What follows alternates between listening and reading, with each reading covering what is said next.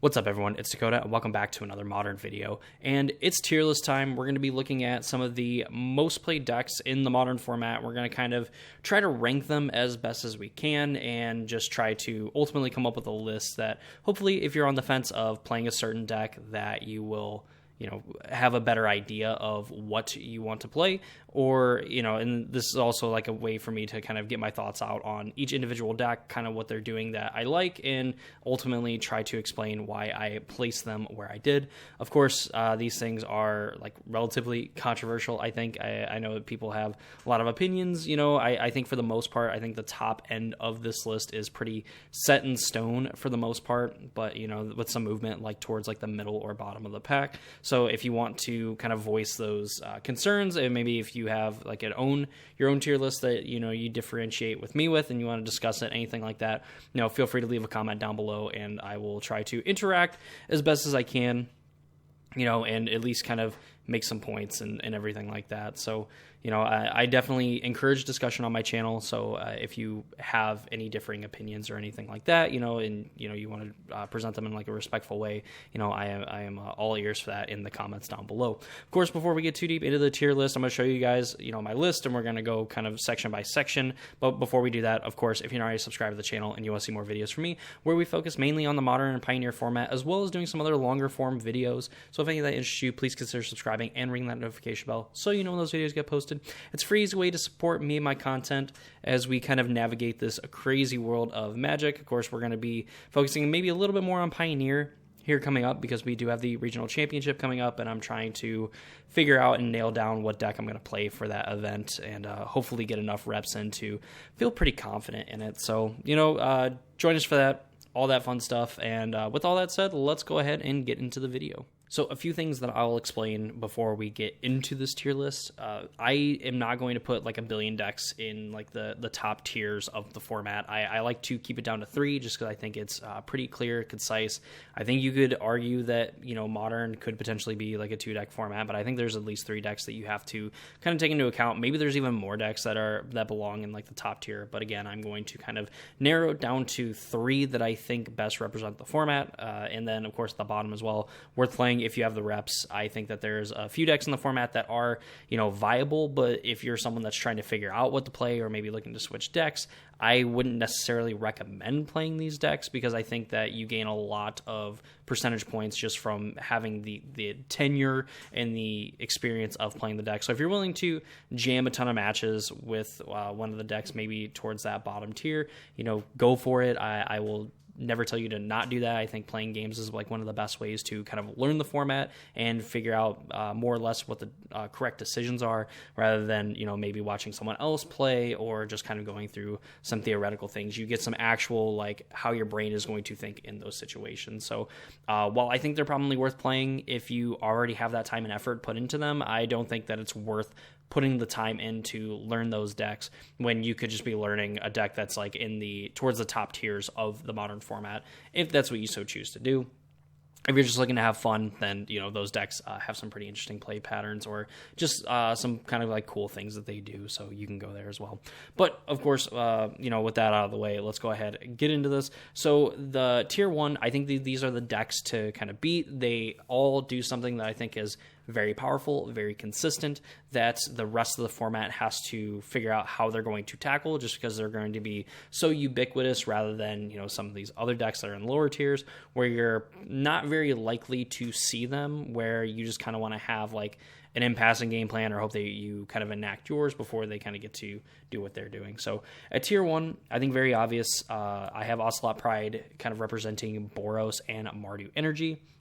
We have Wrath of the Skies representing the Jeskai Energy / control decks, and then Urza's Tower for the Eldrazi Tron decks. I could have used Ugin's Labyrinth for this, and that would have been really smart, but I think I wanted to make it distinctive between the other Eldrazi decks. So, that is kind of where I set my tier 1 at. So what we're going to do is we have it set. We're going to go over the individual decks, and we're going to kind of talk about, the things that I like and what I don't like from these decks, and just kind of move on from there. So we'll start with Boros Energy, because I think Mardu is, even though it's seeing as much play as Boros Energy, I like what Boros Energy is doing a little bit better than the Mardu, even though I really do like the black cards that the Mardu deck decides to play, like in something like a Chthonian Nightmare, the Orcish Bowmasters, and they're even playing an Omnixilus the Adversary in the sideboard, sometimes in the main as well, which I think is really cool. I really do like that card, but I think Boros Energy is just kind of like the de facto go-to, I think, if people play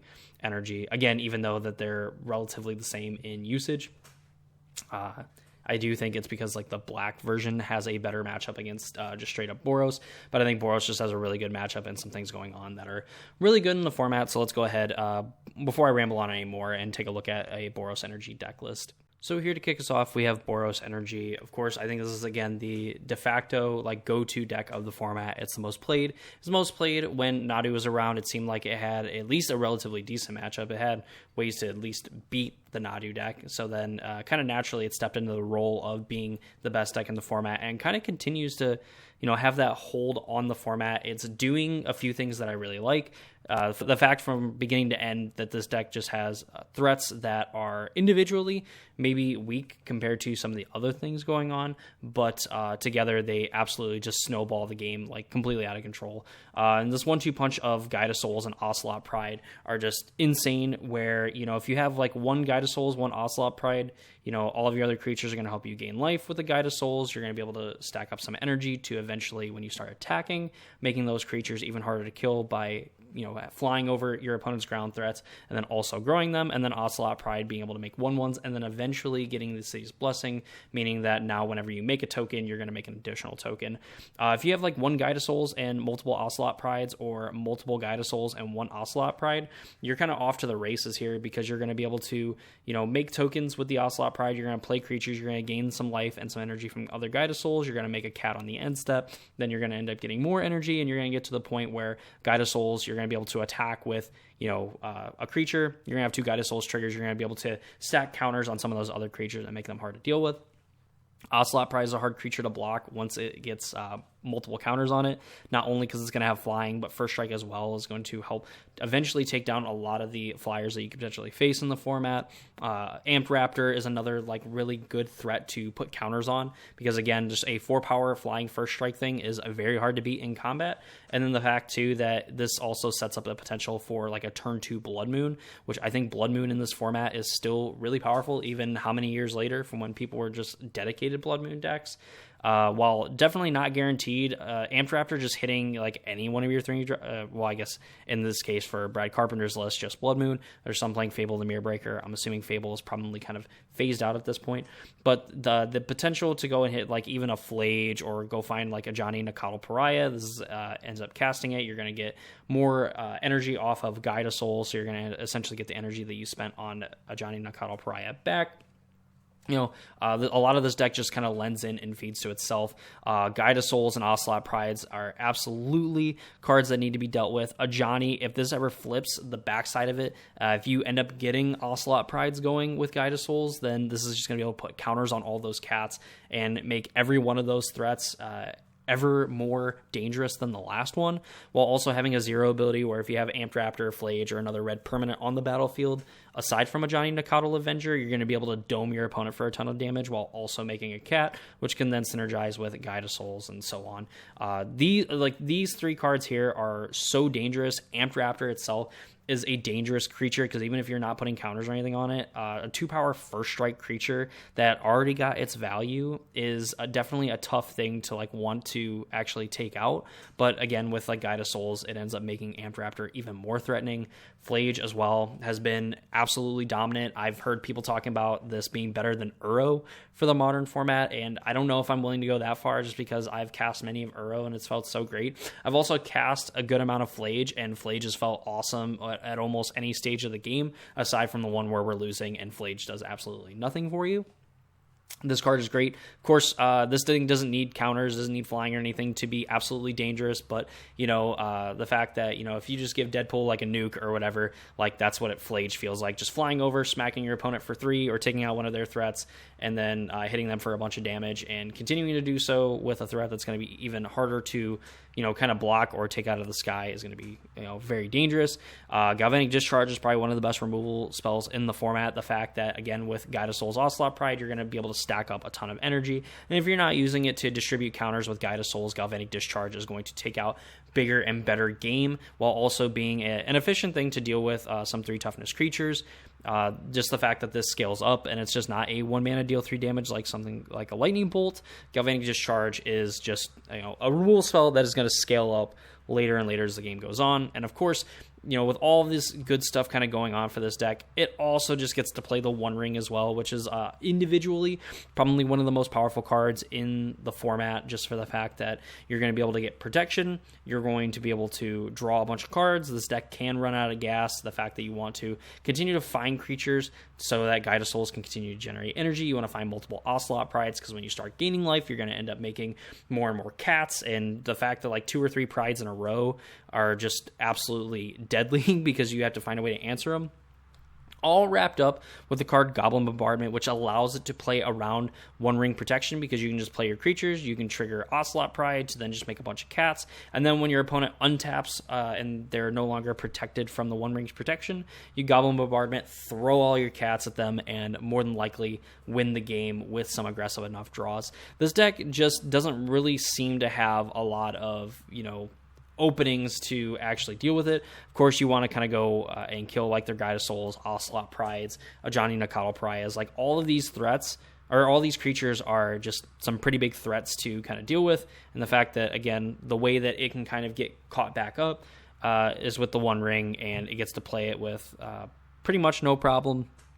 There's even, I believe, some draws in here as well, where if you go like Guide of Souls on turn 1, then you go Aether Hub into Amped Raptor, you're going to have 4 energy, so you can, theoretically, cast the One Ring, but you don't get the protection from it. Or no, you do get it, because I believe you cast it without paying. Yeah, you get to cast it, so you can end up getting the protection from the ring, which at that point doesn't really matter, but it's still something. You end up getting a ring going on turn 2 while your opponent's like still trying to figure out, if they're going to deal with Guide of Souls, now they have to figure out how to beat a ring. It's just rough. There's a lot of draws in this deck where it just kind of snowballs out of control, and if you don't have answers for it right away, then you're going to be in trouble. I think Flage is one of the best answers against this deck, because it's something that will eventually become a threat while also taking care of the board, but obviously not every deck can play Boros colors, so you're just kind of stuck trying to use Galvanic Discharges, Lightning Bolts, and other forms of removal, Fatal Push, to kind of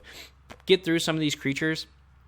And even if Ocelot Pride isn't paired with Guide of Souls, again, if there's multiple Prides or multiple Souls, they're just going to end up being able to feed off of each other and then just absolutely demolish your opponent, because you're just going to be able to put a lot of threats and a lot of power into play. So I really like the Boros Energy deck. I think that this is the de facto best deck in the format.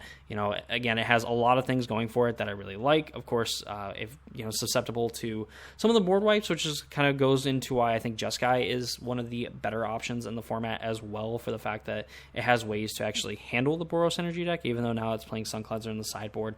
I'm sure for some of the other mirror match stuff, and then of course the Jeskai control deck. But I went long-winded enough on the Boros Energy deck. I think this is the best deck. I think Boros and Mardu, you can't go wrong with either version. I think Boros just has some of the more explosive draws I like to see. I think just maybe putting a lot of stock in Blood Moon, but I think Blood Moon is something that if you just play this on like turn 1, even if your opponent's like forced to, ends up getting a basic land or whatever on their turn for their Blood Moon, a lot of decks want to go and find like a Surveil land on turn 1 that aren't, Boros Energy or anything like that. So you definitely kind of take them off of their game plan a little bit. And if they choose to Surveil anyway, they're in pretty big trouble, because then they could potentially just be locked underneath of a Blood Moon. So that's Boros Energy. That's kind of my thoughts on the deck. Let's go ahead, shift gears over to the Jeskai control deck.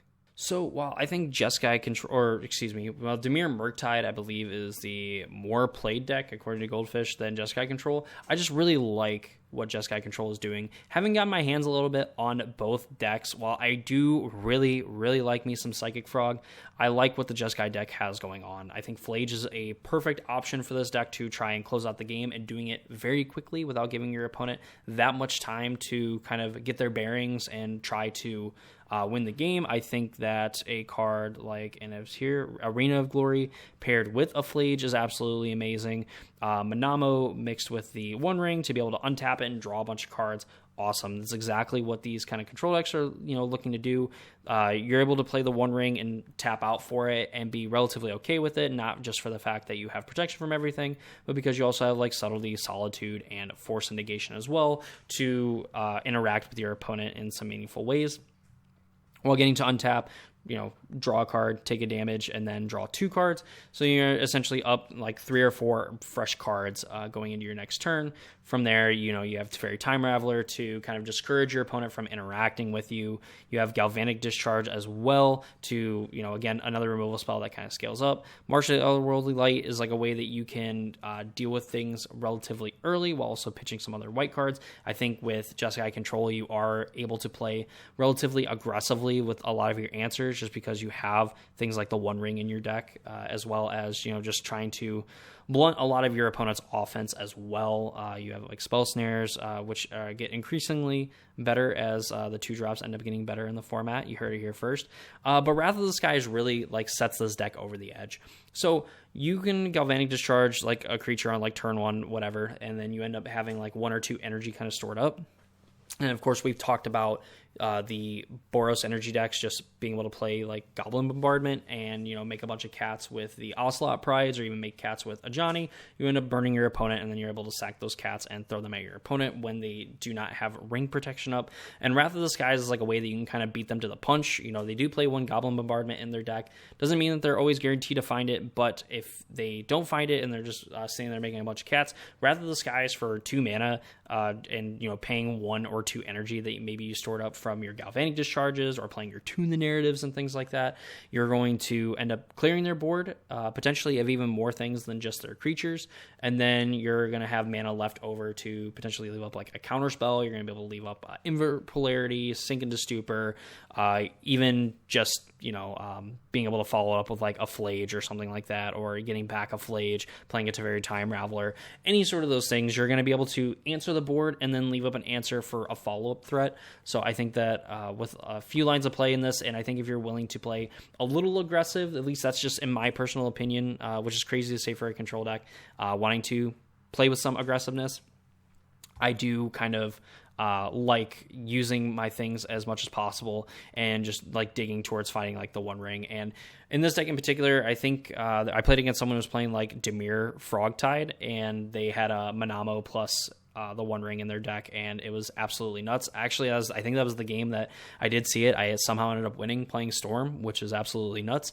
But the fact here that you're able to draw a bunch of cards with the One Ring, thanks to Manamo untapping a legendary permanent, and then of course, getting to, you have enough free spells and things like that, you're going to be able to interact with your opponent, even if you spend some mana, like untapping your ring and drawing a bunch of cards, even like following up with like a Teferi Time Raveler to bounce your ring, potentially reset it, or just get it off the board so you're not taking damage from it after you've drawn, 5, 6, 7 cards off of, 2 ring activations. So I do really like Jeskai Control. I'm usually someone that's pretty low on control decks as a whole, just because I think that there's a lot cooler things going on, but also a lot more powerful things going on that playing control just seems less appealing to me. But, with this being a deck that I've actually got my hands on and played and actually had some pretty good results with, and kind of throwing out the traditional mindset of playing a control deck and definitely knowing when to kind of shift gears and be more aggressive with your answers to kind of reduce the impact of some of the other more powerful cards in the format, I think makes Jeskai Control a very tantalizing option for players to pick up. I think that if you have some good format knowledge, Jeskai Control is going to be a more natural pickup, I think, than something like Boros Energy. If you're not looking to necessarily play what people consider to be the best deck in the format, I think Jeskai Control is just a good kind of counter pick to those decks. And with that said, it's going to lead into our last deck in Tier 1, which I think kind of preys on the Jeskai Control decks, or really just the control decks in general historically, and then also has some tools for the Boros Energy deck. So let's go ahead and take a look at Eldrazi Tron. So Eldrazi Tron decks back in the day really relied heavily on kind of the early Eldrazi threats. They weren't necessarily all in on getting, the Tron lands in play, which is Urza's Tower, Power Plant, and Mine, so they can make a bunch of mana. They had things like Eldrazi Temple to kind of power out some of these powerful Eldrazi, while also eventually getting to play towards getting like Mine Tower, Power Plant in play. So you were more of like instead of playing cards that are going to help you assemble Tron, you're just trying to hit your land drop so you can cast some of these powerful creatures.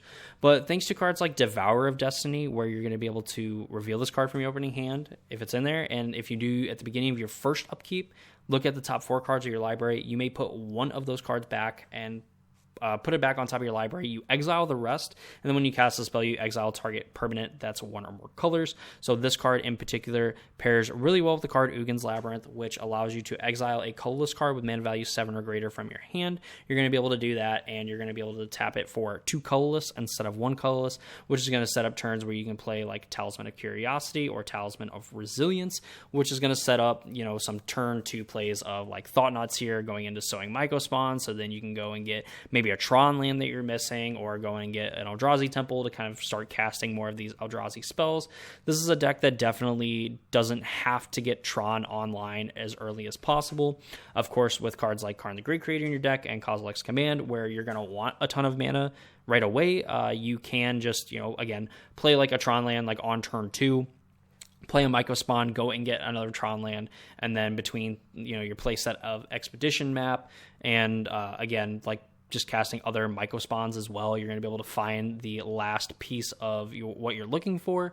And the fact that Mycospawn also puts it into play untapped as well can kind of lead into some pretty crazy things. You could even go and get something like an Ugin's Labyrinth and then imprint another, high-costed card onto it, maybe like another Devourer of Destiny or a Cityscape Leveler.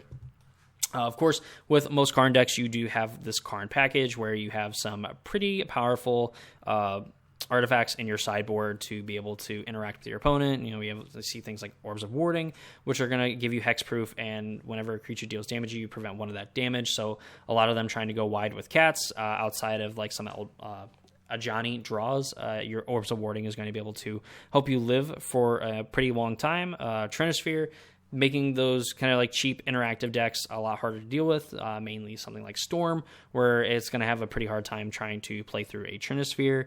You have Ensnaring Bridge against, again, some of the other, kind of low to the ground like creature decks, even with more Eldrazi decks kind of showing up. The fact that even if you have like 3, 4, 5 cards in hand, there's not very many creatures, especially from like these big Eldrazi decks, that are going to be able to attack when you have, even that many cards in hand. The Stonebrain, of course, for some of the other like combo decks, Liquid Metal Coating, so you can eventually start blowing up lands or locking down important permanents that they have. Walking Ballista is a win condition. Disruptor Flute has been kind of a card that, people have went to as just like a key piece of hate, and we even see 2 of them in the main board. So kind of a lot of what I like going on here is the fact that it's a deck that's going to be throwing a ton of haymakers, and it's going to do it early and often. Again, like just the fact that you have Devourer of Destiny and the card Ugin's Labyrinth in your deck, you're going to be able to dig pretty deep for an Ugin's Labyrinth, which is going to set up a lot of plays. Again, going Ugin's Labyrinth into like one of the talismans, into the One Ring, potentially Thought-Knots here, Sowing Mycospawn, or even Karn the Great Creator is like totally fine, because you can do this on turn 2. You can go get a Tormod's Crypt. You're playing against any of the decks that care about their graveyard. We talked about some interaction that this deck has. We have All's Dust as like a way that you can make all your opponents sacrifice, or excuse me, each player sacrifice all permanents that are 1 or more colors. Conveniently enough, Sowing Mycospawn has Devoid, so it technically doesn't have a color, even though it costs a color to play. Very intuitive design. We even have Kozilek's Command here, which can exile a creature, so it gives you a little bit of interaction. Of course, being able to make spawns as well, so you're able to ramp even further if you don't necessarily have Tron in play to play one of your big things. This can also just scry a bunch of cards, and then you draw a card, so it will immediately replace itself, and you can go and find something like a Karn the Great Creator to get one of the cards out of your sideboard, maybe a Devourer of Destiny, Cityscape Leveler, or even other Mycospawn, so you can then start kicking these to exile a land that your opponent controls, and then also ramp you into some more powerful things. This deck is just, like a traditional Tron deck, but it kind of toes the line between being traditional Tron, because again, you're not playing, a bunch of like ancient stirrings, Sylvan scryings and whatnot. You're playing, expedition map and sowing mycospawn as ways to get it. So you're kind of fine with playing this game plan where, on turn 2 or turn 3, you can start playing your 4-drops, and then later on you can start playing big Kozilek's commands. You can start playing Karn the Great Creators and making huge walking ballistas. You can go and get cityscape levelers and just start blowing up your opponent's permanents, locking them out from even using their power stones because of Karn. And then, of course, leveler just being a big threat that even if your opponent manages to kill it, you're going to end up getting it back later. It just has a lot of haymakers in the deck that I think for a lot of people don't feel like haymakers, but it's doing a lot of essentially what it can. Again, with certain draws from Boros, like the One Ring isn't going to protect you from like their Goblin Bombardment, but still it's going to end up giving you an extra turn. You're going to essentially, take 1 damage to then end up drawing 3 cards. You're playing 4 of these ring anyway.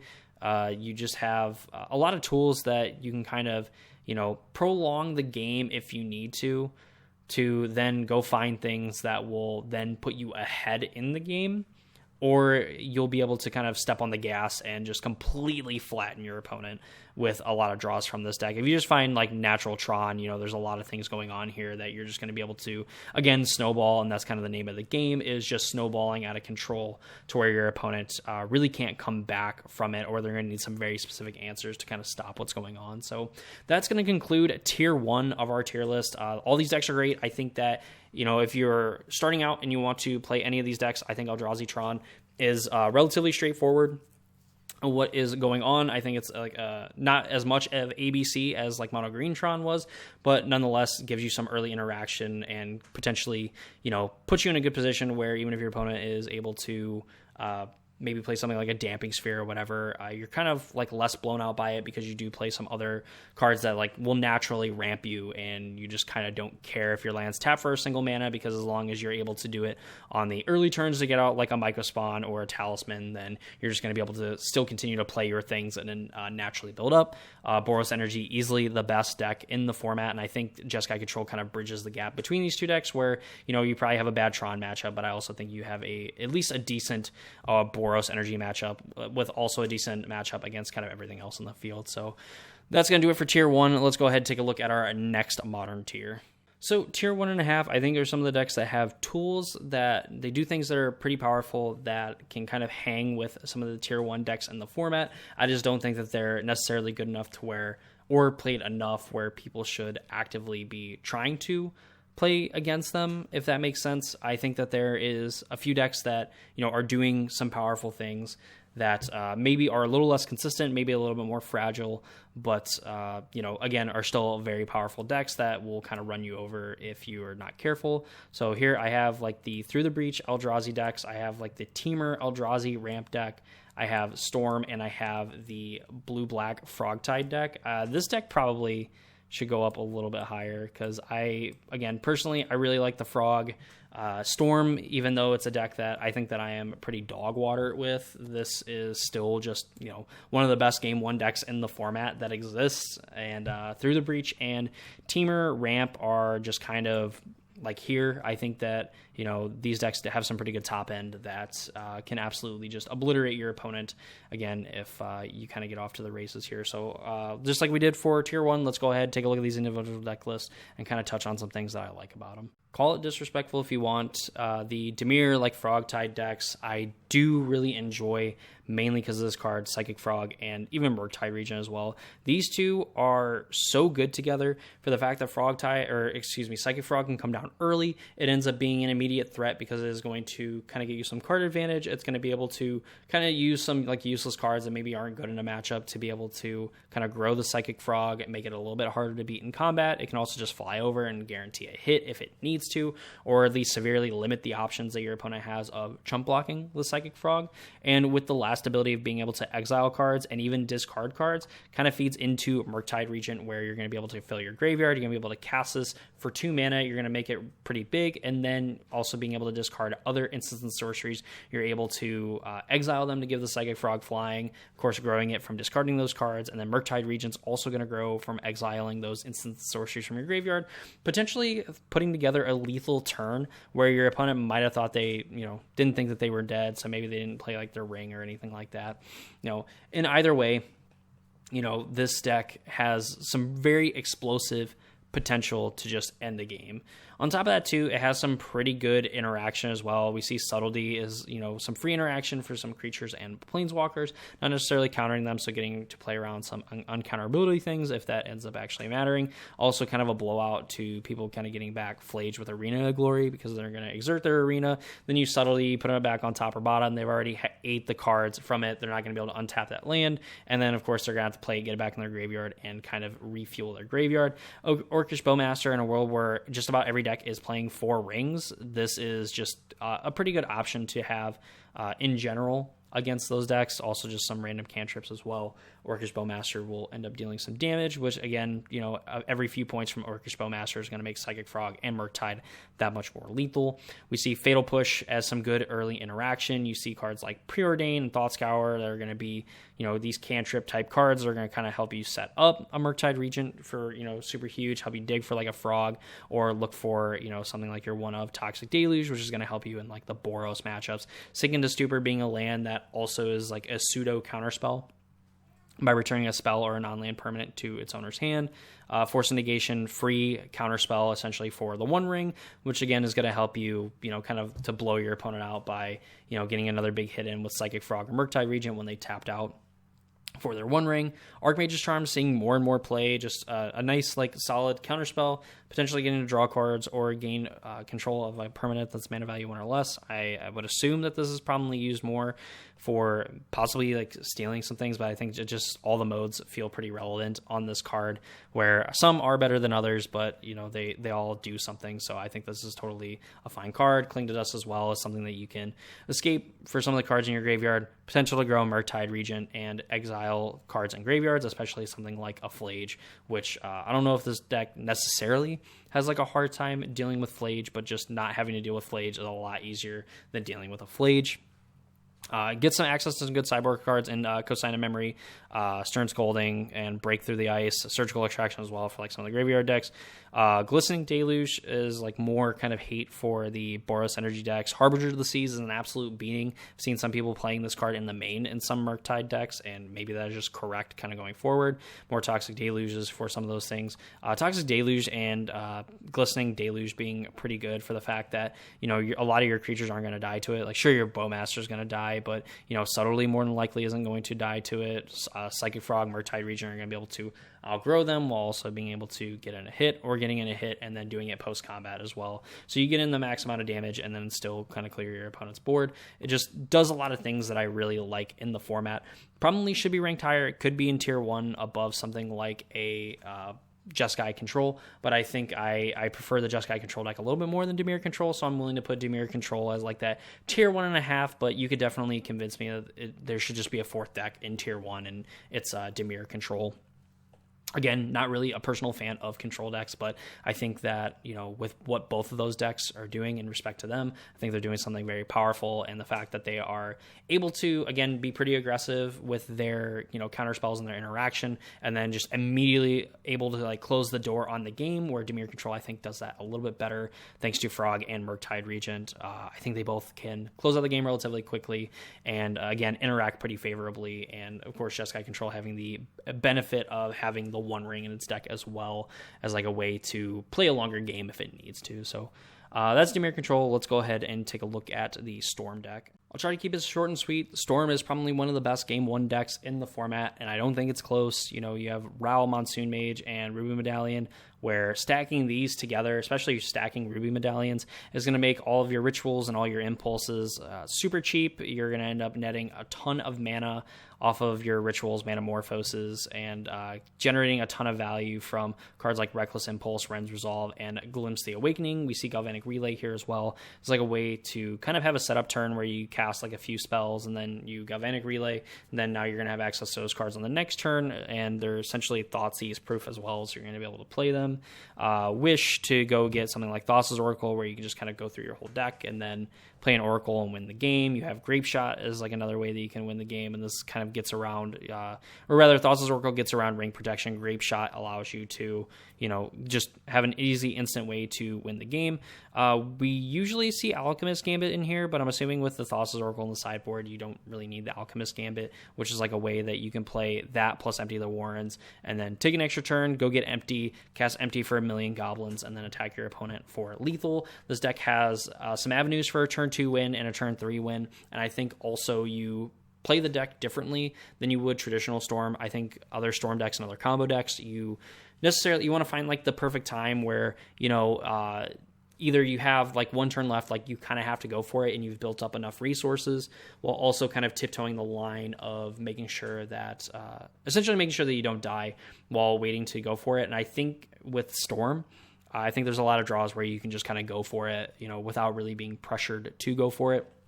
I think that was partially my problem when I played the deck, especially in the post-board games. But this deck does have some answers to some post-board cards, so I think in general, this deck is very good. I don't know if I'm willing to put it in tier 1, because again, I think, probably the best game 1 deck, definitely a deck that struggles in the post-board games. It can beat 1, maybe 2 pieces of interaction, but like 3 or 4 and enough pressure from your opponent, you're just not going to kind of beat that. So I think that if your opponent just finds a ton of hate, you're probably just resigned to losing that game.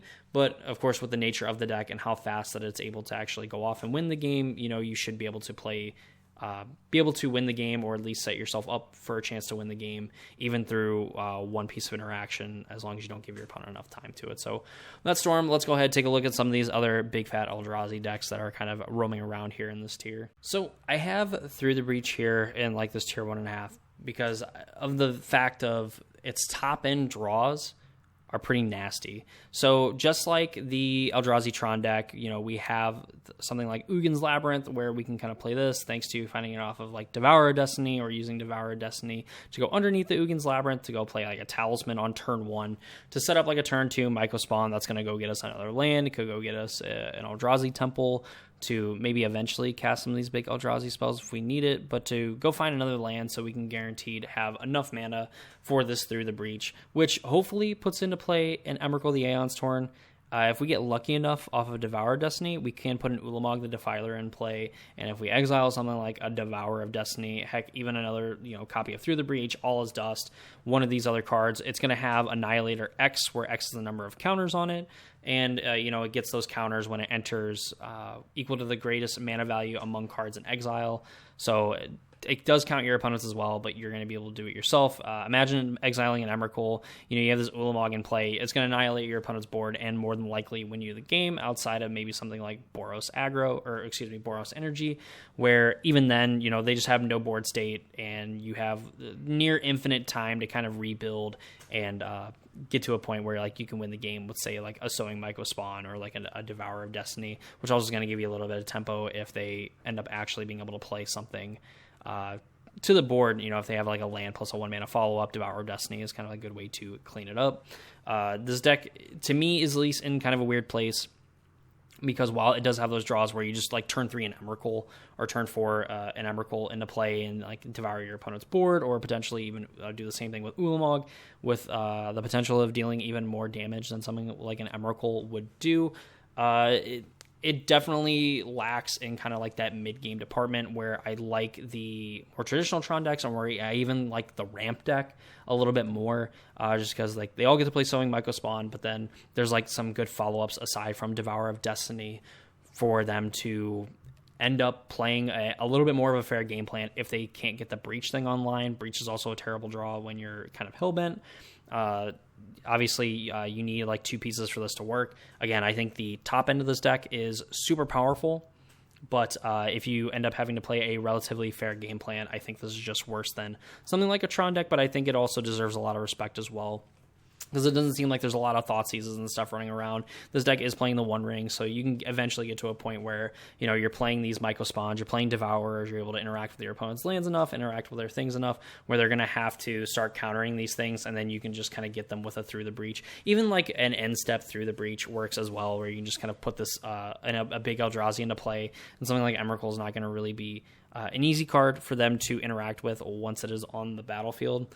Even like an Ulamog the Defiler, and if they have like a counter for that, then there's just times where you can just untap Through the Breach, do the same thing over again, and then just kind of put your opponent in a worse spot. But TLDR, like, this is a good deck if you're able to like spike and do the thing. It's great if you have to play a relatively fair mid-range plan, kind of where you can see like Thought-Knot Seer's World Breakers on the sideboard, where it kind of turns into the Temur Eldrazi ramp deck.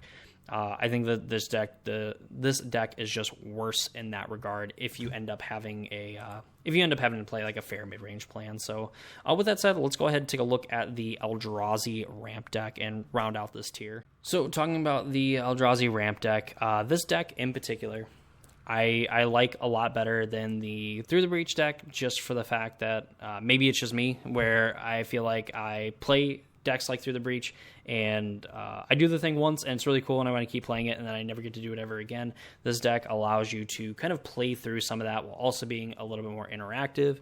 So, again, we see Sowing Mycospawn, Devourer of Destiny. This is going to set up those games where, you get Ugin's Labyrinth down early, Talisman of Curiosity / Impulse, allowing you to set up, turn 2, Sowing Mycospawn. Malevolent Rumble is here, allow you to get a permanent card and then create an Eldrazi, which is going to, again, help you ramp, help you find, something like maybe an Eldrazi Temple to, again, kind of power out some of these powerful Eldrazi. World Breaker is definitely a flash from the past, or a blast from the past for me, where I just really enjoy this card, World Breaker, and most people don't even know that it has reach. Not like it's really relevant a lot of the time, but when people are throwing counters and stuff on with Guide of Souls, this is something that can block a lot of those creatures very effectively. But also kind of like a recursive threat, because you can pay 2 and a colorless, sacrifice a land, return it to your hand. Emrakul the Promised End, you can do a lot of damage to someone's board state with an Emrakul the Promised End, and that has not changed since it's been printed. This card absolutely wrecks people's board states. And it's just not even close. Of course, you get the One Ring, you have Utopia Sprawls for additional ramp.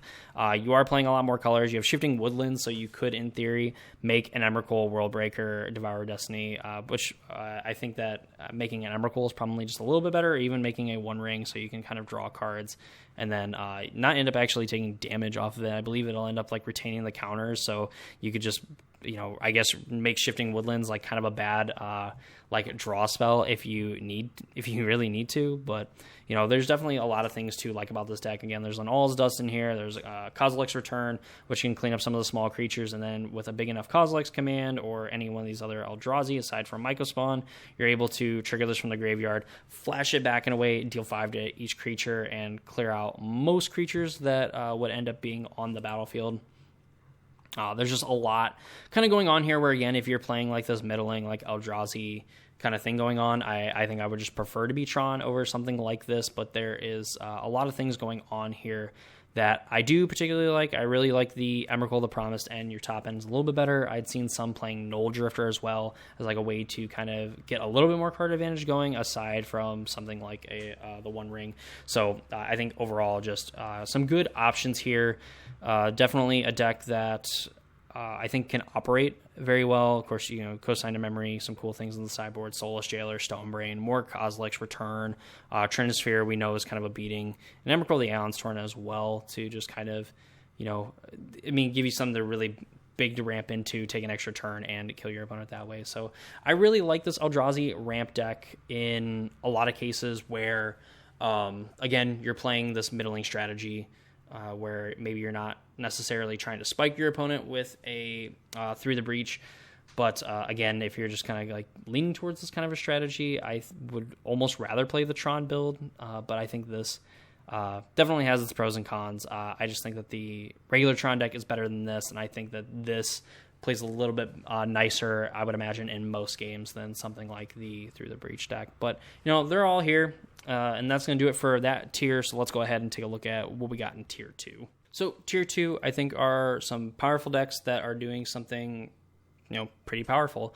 They just either don't do them consistently enough for my liking, or I just don't think it's something that is very good in the format, or there's some like complications to it where I think that if you're trying to do something, very powerful, you should probably just go with any of the decks kind of listed above it, but I think they're doing something kind of unique as well. So here I'm going to put something like Domain. We have the I don't know why I want to say Titan, because it is a Titan. I want to play the Primeval Titan, Amulet of Vigor deck. Necrodominance as well is a deck that I really prefer, and that's probably it. I don't think I want to put Goryo's Vengeance in that like tier 2 kind of category. So let's go ahead. We'll take a look at the decks, give some thoughts, opinions, things like that. I think this time around I'm not willing to count out Domain Zoo as a deck that players want to kind of look at and play. I think that while the Leyline of the Guild Pack plus Scion of Draco combo is nearly as potent as what it has been kind of in Modern's past, I think there's a lot of really good things going on here. A lot of really good creatures that are just infinitely harder to kill once you kind of have these two in play. You're able to kind of out aggro your opponent in some ways. I mean, really just having cards like Nishiba Brawler, Territorial Akavu, who are going to be 5 power creatures. You have Bone Crusher Giant and Flage as well. Flage coming back and having, all the abilities that Scion of Draco grant is just going to make racing opportunities impossible. It's going to be hard for your opponent to stick any small creatures on the battlefield, as well as just Flage already naturally getting to do that. So even if you don't have the Leyline plus Scion thing going on, it's going to be pretty good for you. Even just naturally what abilities it grants, because I think for white, Vigilance and First Strike if it's red. So Vigilance, First Strike, and then you're going to be able to start pinging things. Very nice. Leyline Binding is just a good kind of catch-all answer to kind of everything. Stubborn Denial is like a good way of countering a lot of the wraths or some of the removal spells that we would kind of see if you don't have your kind of like combo in play. With the fact that Stubborn Denial definitely gets triggered, or you're going to have Ferocious for it on like most of the creatures that you're going to have in play. Tribal Flames and a Lightning Bolt are good ways of just kind of closing out the game after you've got in some damage. And that's kind of, I feel like the name of the game for this deck is that if you get in like 1 or 2 hits with a Kavu, a Nishiba Brawler, Scion of Draco, anything like that, a lot of these burn spells are going to be lethal, and you're going to be able to protect a lot of these creatures with something like a Stubborn Denial. Again, there's just like super aggressive decks. Arena of Glory, this deck can kind of use it. I would say a little bit better, because you are able to give a lot of these creatures haste, and again, just kind of keep up the trend of, I'm going to do this thing, I'm going to hit you super hard early and often, and then you're going to have to essentially kind of route a game plan from there, because if you're not playing something like a Supreme Verdict, all of your kind of good answers are going to get checked by Stubborn Denial, or just not be targeted at all, thanks to Scion and Leyline of the Guild Pack. So I think definitely it has some draws where you can absolutely run people over. While this isn't a deck that I would necessarily recommend to somebody pick up and play, I think that the fact that this is just an aggressive deck, a lot of the times like people stumble, or maybe they kind of misevaluate what's important in certain matchups. I think that this deck can run away with those games, and again, like, you can't really talk me down from a good Tribal Flames either. So this deck is probably pretty good. Definitely if you have like the time put in with it, keep putting in the time with it, you're going to have a lot higher percentage than someone, like myself, who might just pick up Domain Zoo for the first time and actually play it with some actual reps and things like that. So, definitely a deck. Again, I would not recommend over any of the other decks that we've talked about. Maybe that's not true. Maybe there's some decks I wouldn't recommend it over. But nevertheless, it's still a pretty good deck in the format, and I think something that you need to absolutely, maybe not absolutely have an answer for, but definitely figure out a way on the fly to kind of game plan for it, and just kind of hope that you don't get ran over, because when this deck has its very good draws, it is very good and very hard to interact with. I think there was only one good benefit to the Nadu format, and that was just like nobody was playing Amulet Titan, and I just absolutely have so much disdain for this deck. It's unreal. This deck is literally... It's created so many bad memories for me and so many feel bad moments, because it's like, all right, you're done on board, like you have like a 1-outer to draw to, and they always draw it. And there's like, oh, hey, like I found my 3rd Summoners Pact for the game, so I can go find my 3rd Titan that you can't answer now. And then, oh, look at that, I put all my lands into play and I end up attacking for like 26 damage. Like, I win the game. Isn't that so much fun?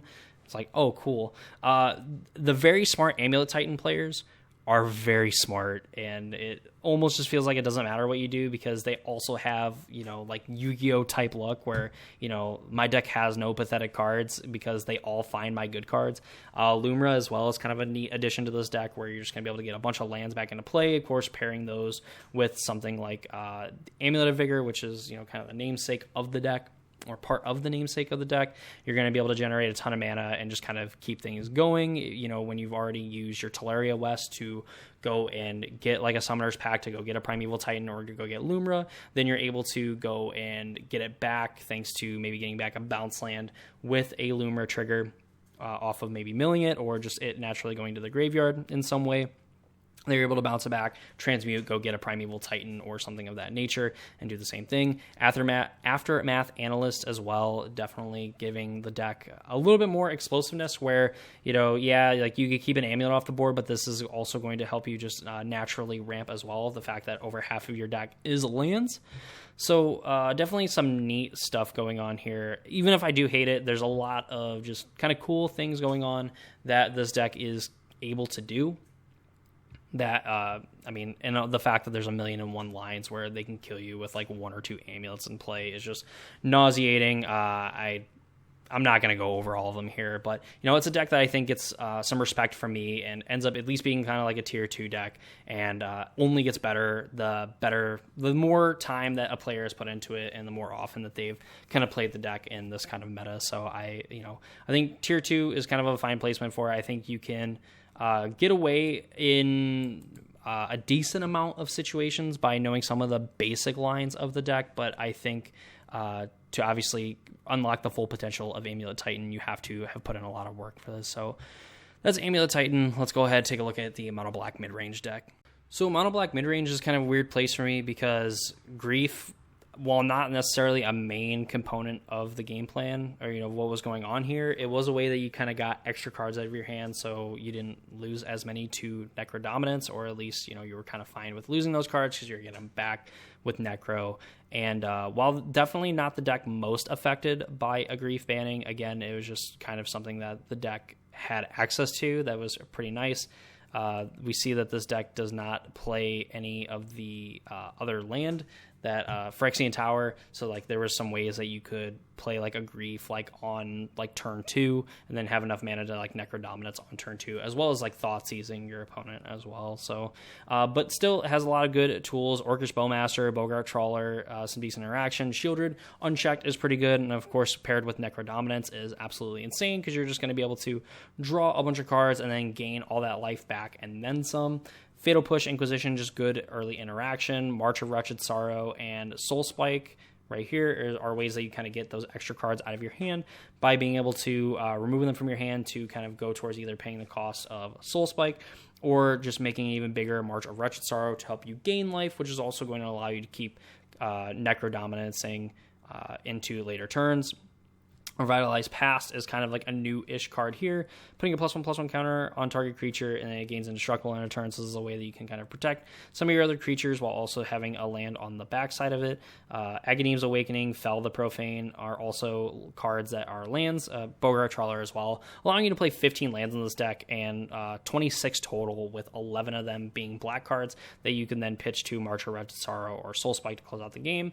And if 4 Necro Dominance wasn't enough, this deck also plays the One Ring, so that you can also draw a ton of cards and kind of keep things going, because you are just kind of trying to use a lot of your mana, or excuse me, you're trying to use a lot of your cards on every turn. Just the fact that like if you cast more spells, if you do more impactful things than your opponent, that you are eventually going to win the game. I don't know exactly where to put this deck, because I think the price of the deck kind of, pushes it out of anything meaningful, I would say, where, spending like $200+ on Soul Spikes and, $300 on Shieldreds and Bowmasters. I think like playing a playset of Shieldred, unless you're playing some like Rakdos midrange and like Pioneer, I think that, paying $300 for a playset of Shieldred is just kind of like whatever. Mr. Moneybags, Fancy Pants, Rich McGee, to meet Hook Massacre as well, because this card has to be $1 million for some reason. Just, I think it's kind of held back by its price. I think it's still a pretty powerful deck. It does, some very powerful things. Just how it fits into the format, I think, is yet to be seen, but I'm willing to kind of give it the benefit of the doubt. In being a deck that is worth picking up and playing, just maybe not, if you have like a lot of the stuff, yeah, go for it. Go ahead and play it. Or if you just really want to play with a Necro-like card in Modern, go for it. Just kind of a weird placing to put this deck when, everyone wants to play Bowmaster. Obviously, Necro Dominance kind of hates Bowmaster in a way.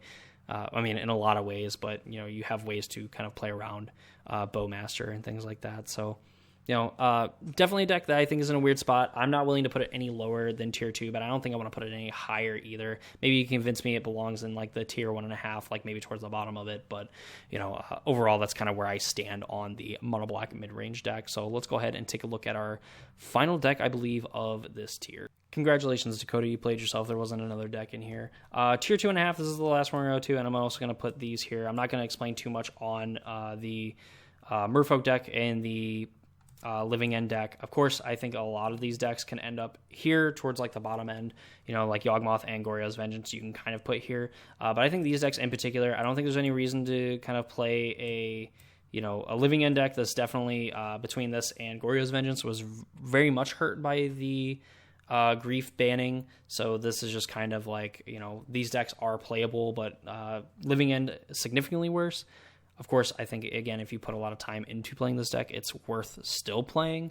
But if you audibled off of it, I would not blame you. Merfolk kind of the same way, where I think if you play like the Harbinger of the Tides builds, where you just kind of like try to Flood Moon your opponent out of the game, that it ends up being pretty good, and then you're able to kind of like cobble together a pretty aggressive draw and kill them.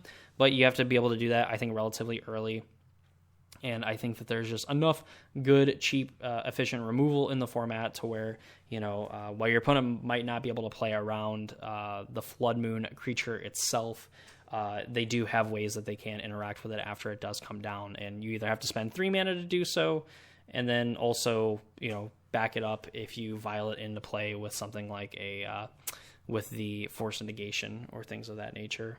So, but, it does play more than one copy, so, like, there's a way that you can kind of lock your opponent out of the game that way, but, some other decks get to the board pretty early. Some of them go bigger, some of them just don't care about not having colors, so I think that these are just kind of good decks to play if you have the reps and the time with them. Not so much a deck that I would go out of my way to pick up and learn to kind of combat this format. Real quick on Yawgmoth, I don't think that maybe it shouldn't be here. Maybe there shouldn't even be a tier 2.5. You can just have like tier 2 being like these decks, and I think that's probably what I'm going to end up doing there. Sweet. Seamless transition. So I think Yawgmoth, again, is like partially in this, if you have the reps and stuff, it's worth playing, but I think that there's a few builds that are very impactful into the format itself. It is another deck that can kind of play around the One Ring Protection, which is what a lot of these decks are playing.